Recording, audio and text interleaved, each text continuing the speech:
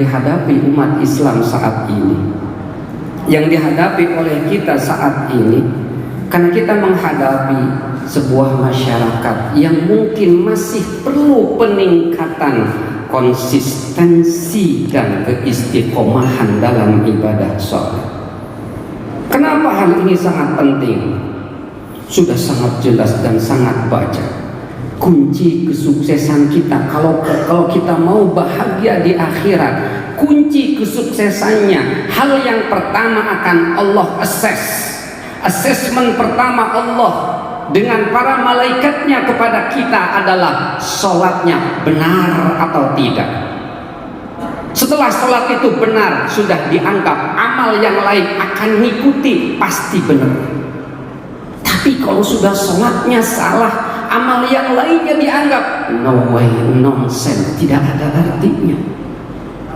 Makanya kemudian kita perlu berpikir, bagi kita yang hadir di sini yang mungkin ikut berefleksi tentang problem umat ini terkait dengan pelaksanaan sholat.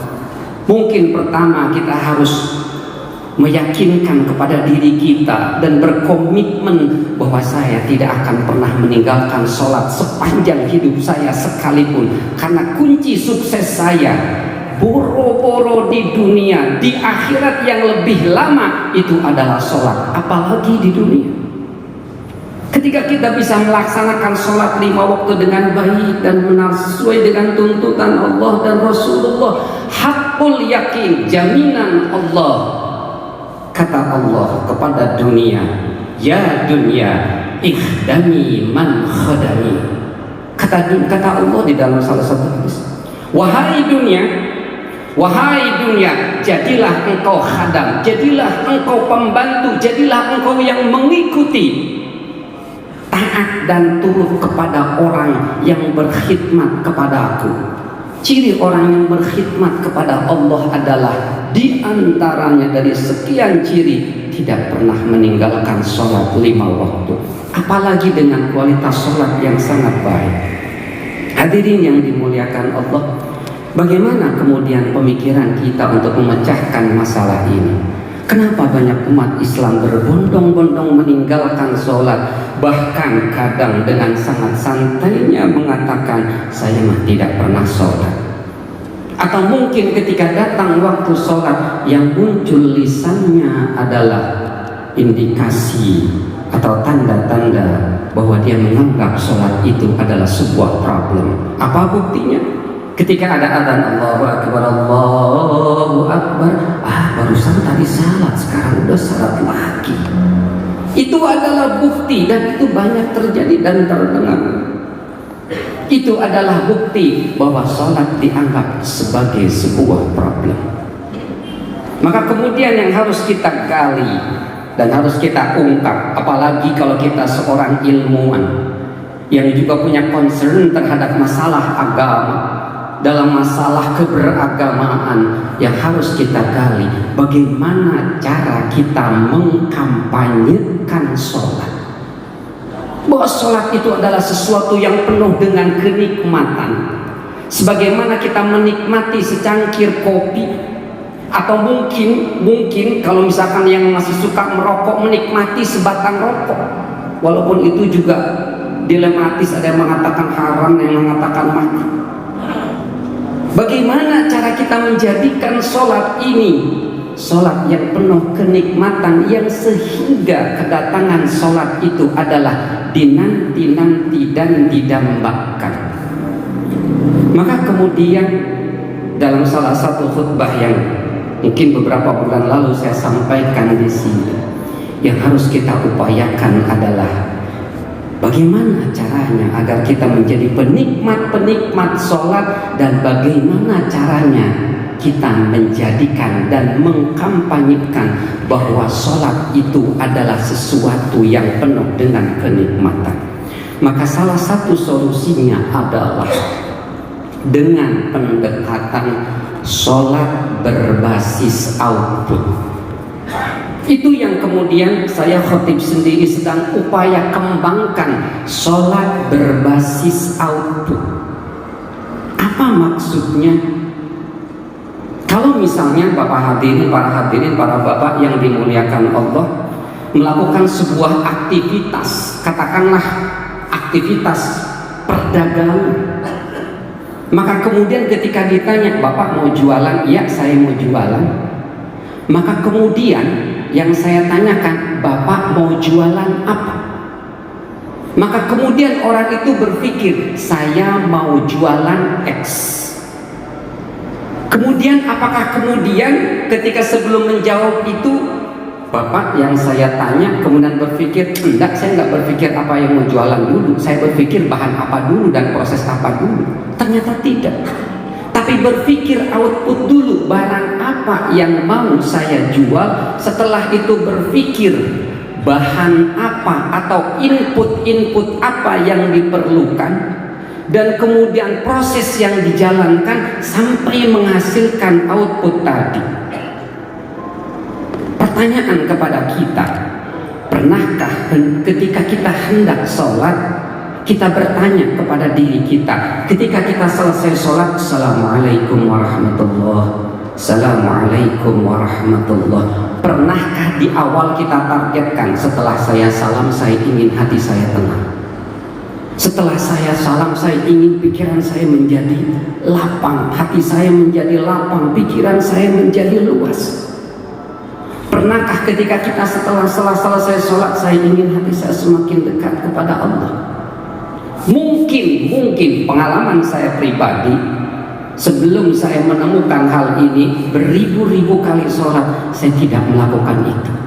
Yang saya fokuskan, apa yang harus saya pakai, bagaimana takbiratul ihram itu agar sesuai dengan fikihnya, bagaimana bacaan sholat itu agar tepat.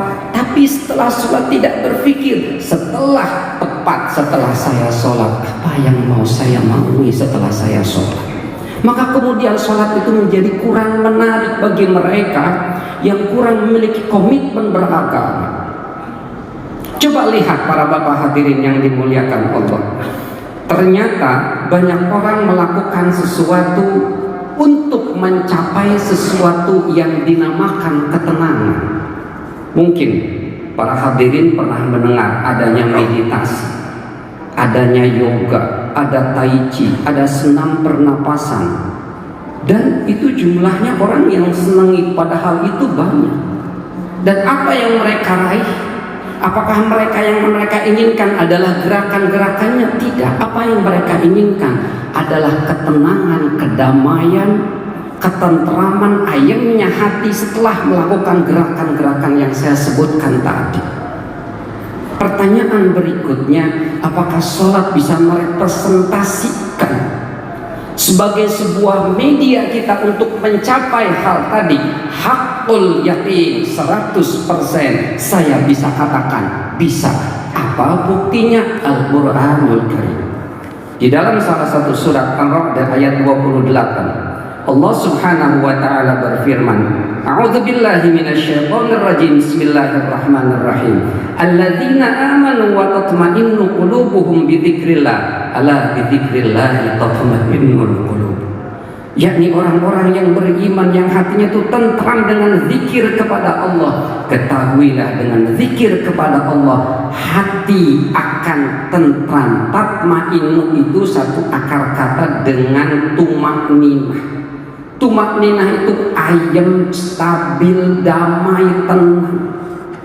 Jadi harusnya setelah kita melaksanakan sholat, kalau sholatnya kita laksanakan dengan benar, hati kita itu tidak ada stres, tidak ada duka gelisah, yang ada adalah tentram, pikiran jembar, hati lapang. Itu sudah janji Allah. Karena sholat itu wa aqimis sholata lidzikri di dalam surat Thaha, dan dirikanlah sholat untuk mengingatku. Ketika kita ingat Allah ketika sholat, hakul yakin, setelah sholat hati kita akan tentram. Dan yang kedua, dalam surat Al-Alaq dikatakan, wa kalla la tuti'hu wasjud waqtarib. Sekali-kali jangan begitu, jangan ikuti orang kafir, dan sujudlah dan mendekatlah. Artinya setelah kita sholat dengan kita sujud beberapa kali, kalau kita sujud kita dan sholat kita benar, pasti akan rasa dekat kita kepada Allah akan semakin dekat dan semakin dekat. Oleh karena itu hadirin yang dimuliakan Allah, hal yang PR yang harus kita jalani. Bagaimana setelah sholat kita, hati kita tenang, jiwa kita damai, pikiran kita lapang, hati kita luas, dan rasa dekat kita kepada Allah semakin meningkat. Semakin sholat yang kita lakukan, zuhur, dan mulai subuh, zuhur, asar, maghrib, isya, terus rasa dekat kita kepada Allah akan terus meningkat dan terus meningkat. Maka tidak mungkin kita akan maksiat kepada Allah karena hati kita merasa dekat kepada Allah. Itulah jawaban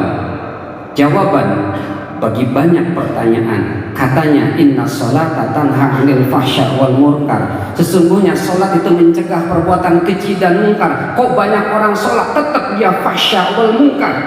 Jawabannya, sholatnya tidak berbasis output.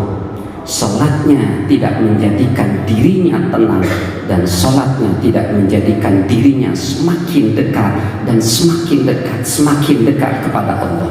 Kalau sholat menjadikan kita semakin dekat kepada Allah, tidak mungkin dalam pikiran kita terfikir untuk melakukan perbuatan maksiat atau fahsya wal munkar. Mudah-mudahan pada kesempatan berikutnya bisa dibahas kembali bagaimana sholat yang bisa menciptakan ketenangan dan kenikmatan, sehingga sholat merupakan sesuatu yang kita nanti, sesuatu yang kita tunggu kedatangannya, sehingga dari waktu ke waktu kita hanya menanti datangnya sholat.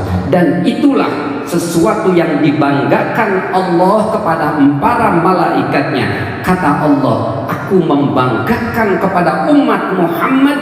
Kenapa ditanya oleh para malaikat? Karena umat Muhammad hanya menanti dari satu fardu ke fardu berikutnya. Jadi ketika kita selesai sholat Jumat, kita nanti sholat asar. Selesai sholat asar, kita nanti sholat maghrib. Allah membanggakan nama kita di depan para malaikat. Kalau Allah membanggakan, aman ketika kita meninggal, munkar nakir sudah tahu dia adalah orang yang sering dibanggakan oleh Allah. Aman ketika kita dalam hisab, karena malaikat tahu dia adalah orang yang sering dibanggakan oleh Allah. Mudah-mudahan ada manfaatnya. Barakallahu li wa lakum fil Qur'anil Karim, wa nafa'ani wa iyyakum bima fihi minal ayati wa dzikril hakim, wa taqabbalallahu minni wa minkum tilawatahu innahu huwas samiul alim, wa qur rabbighfir warham wa anta khairur rahimin.